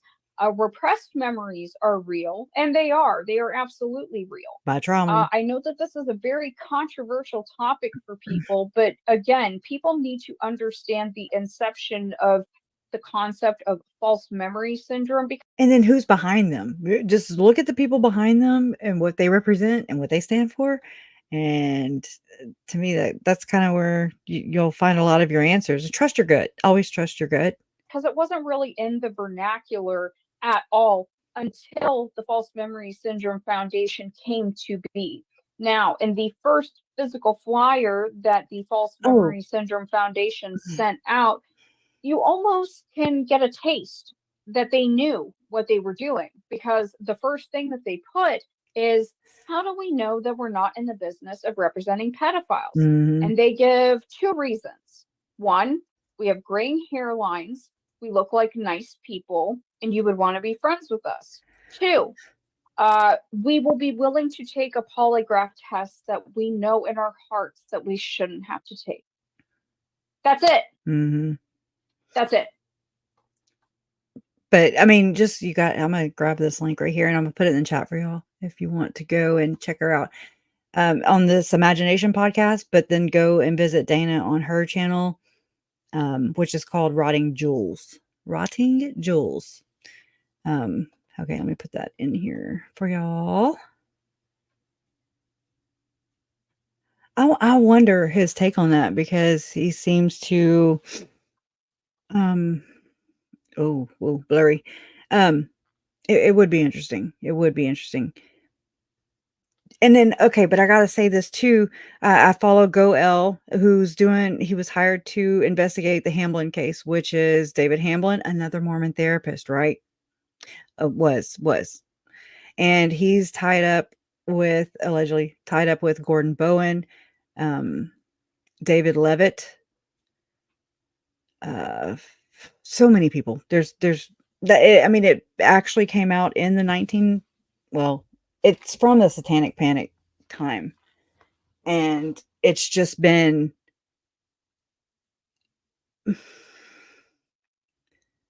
not believed.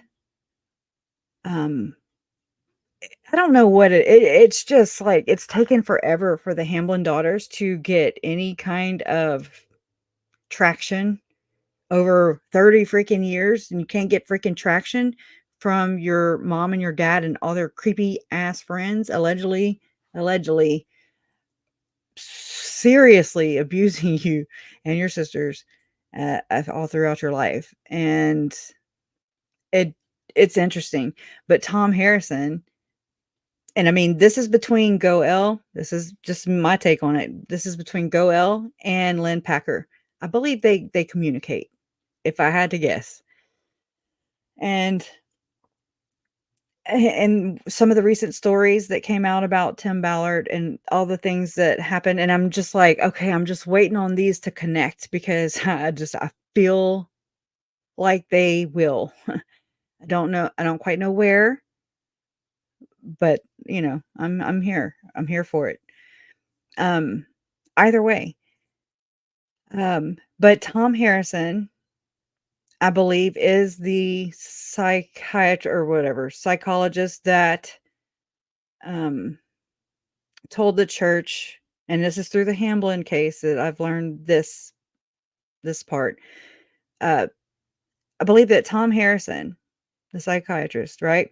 He's the one. He was in communication with a lot of the brethren in in the hierarchy.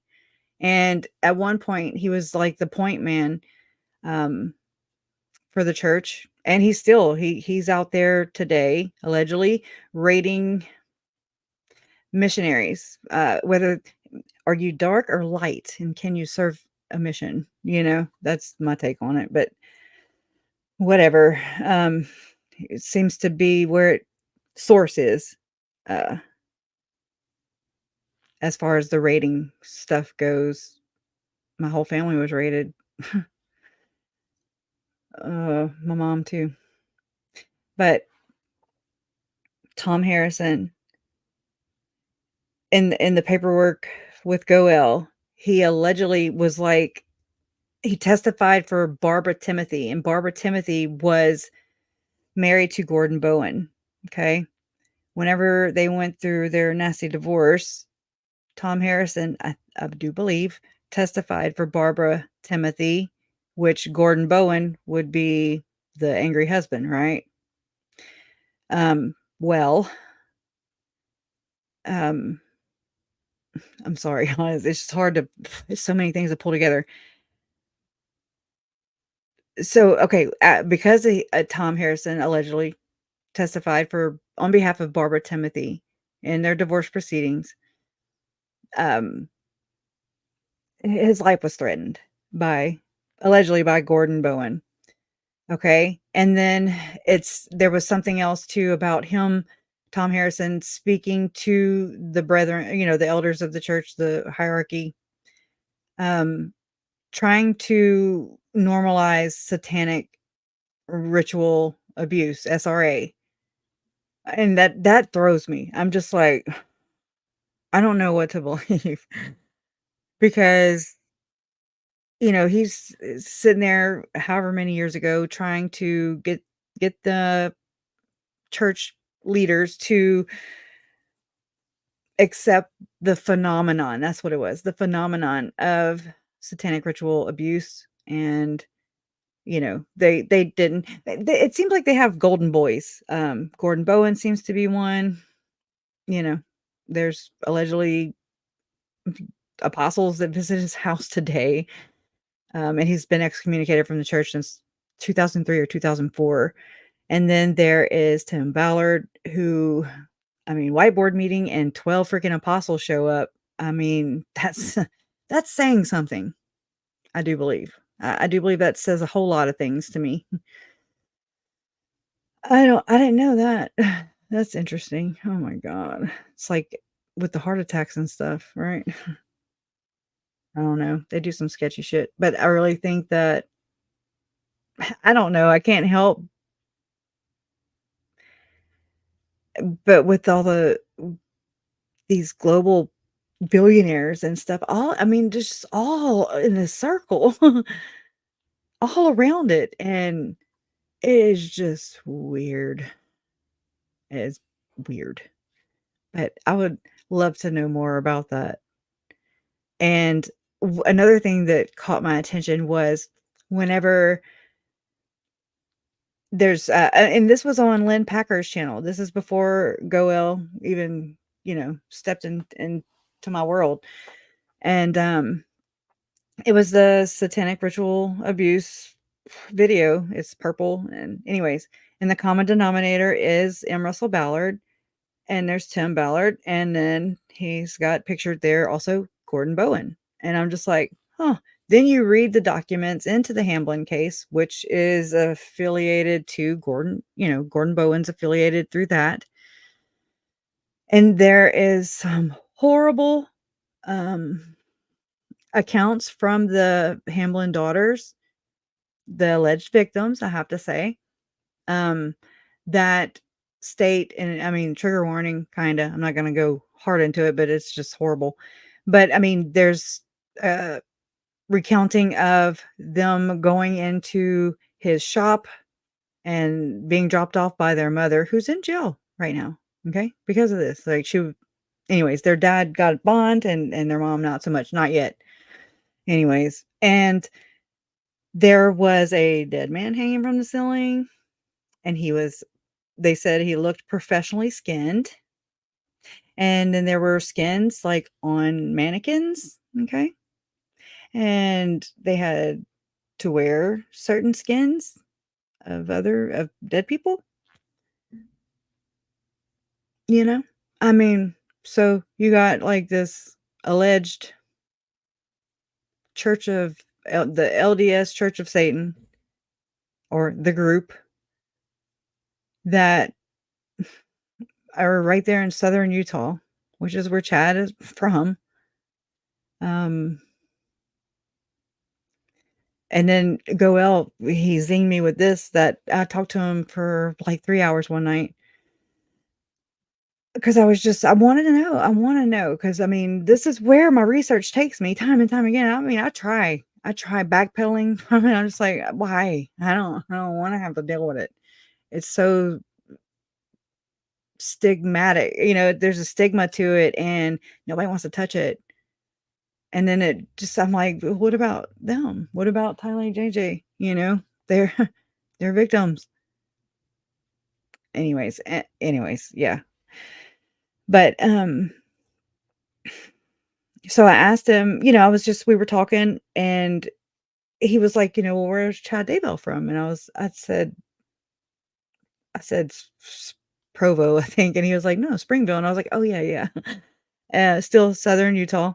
And he was like, the thing that really gets me though, he said, is that he was a sexton. And I was like, and and he was like, they have some really weird things that go on in cemeteries. And I was like, ew.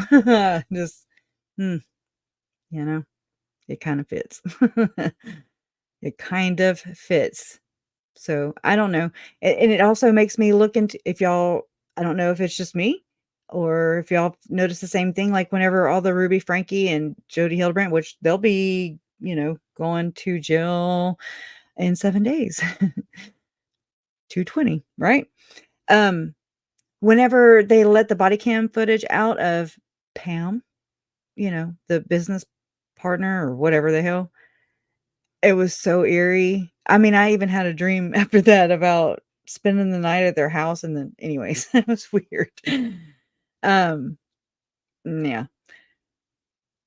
But how the daughters acted, and I'm talking about the Frankie daughters, the ones, that weren't R or E, the older ones, it just kind of appears to be another glimpse, perhaps, maybe, hopefully I'm wrong. Hopefully it's not that, of how the Hamblin daughters were just kind of peddled out, pimped out, prostituted out, however you have to term that in your head. And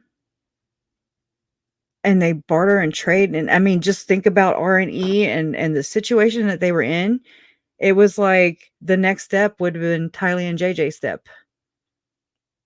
Okay. Then you look at Jesse Hildebrandt. I mean, the patterns of abuse are it's rampant. And I don't know how people can, what do you call that? Coincidence theorist? Like, oh yeah, it's just a coincidence. Negative. I mean, coincidences happen, but no. That's not what my gut tells me. Again. Anyway, so yes, yeah. And unfortunately, like I've been um watching Mind Shock. He changes his voice, but anyways, he's a little different to listen to, but just the way he kind of goes through the case, he reads like Reddit forums and people's theories on the cases, and you just kind of talk them out, and that's the best way for me too, is just to talk it out. And I'm like, oh my god, I never thought about this till I actually said it out loud. I've been bouncing in my head for 10 years, but once you get it out there, it just kind of formulates and either plops or goes. But the John Benet Ramsey case, I just never got into it. I wasn't into true crime at all. I mean, besides watching Dateline on Friday nights and then maybe first 48 hours, that was it. Um, yeah. But I mean, now I'm here and I'm here to stay. So I'm in it. But hers that is just horrible. All the things, and being 30, I guess 30ish years since, and nobody's prosecuted. It's crazy. And it's bullshit. It's some bullshit. But anyways. Okay. Well, thank y'all for letting me take up your time. I appreciate it. Um, I'd still want to go into the near death experience stuff and just I haven't, that's one place I haven't really been able to poke around yet. I know that it happens. I know that you don't even have to have you don't have to physically die to even, it's like a trauma, to your body, to your brain. Um, and anyways, it's just fascinating to me. And it would just be interesting to know the numbers and see where that goes. And I don't know about Chad. I just, there seems to be a whole lot of folie et deux around these parts. And they really do seem, in my opinion, to borrow one another's or their fellow sister and brothers' experiences and take them on as their own, like a chameleon. You're just kind of, okay, well, I'm just gonna I'm just gonna hijack this and then make it my own, and then I'm gonna be persecuted, and then I'm gonna gaslight your ass. It's really interesting. But anyway, so thank you all for being here. Thank you, Donna. Thank you, Beach Bum. Thank you, Trace and Mary and Suze. And just thank y'all for being here. It's weird. It's some weird stuff. Again, my worldview is just like, you know, they were murdered, and then I've just been fascinated with I'm like, how is this going to play out in court? And then, I mean, I was like staring at Lori, like, how can you let it go this far? And I'd be like, hey, they were there and they were there and they were there. I mean, anyways, but yeah, I don't know. It's weird. It's fascinating, and it definitely keeps me interested. Ooh, that's different. Oh yeah. Okay. Right. It's usually all it takes is one person, and you're like, got your number. I got your number, boo. But anyways, all right. Well, I love you guys. Justice for Tylee, Charles, Tammy, JJ, and Joe. Oh, I wanted to say thank you to Left Undone. Also, Miss Kathy. Thank you so much if you come by. um, it was just very nice and sweet, and we really appreciate it. I'm gonna be releasing. It's just a little short because my mom did not clarify when she paid the insurance money out to my Uncle Charles's sons, 2 sons. So it's 2020, but I'm just gonna put it on that video with her saying it, and then I put 2020 on it for anybody who just thinks it happened this year or any year, whatever. It's just clarification for what it's worth. All right, guys. Love you guys. Justice for Tylee, Charles, Tammy, JJ, and Joe. And love always wins. You guys are proof.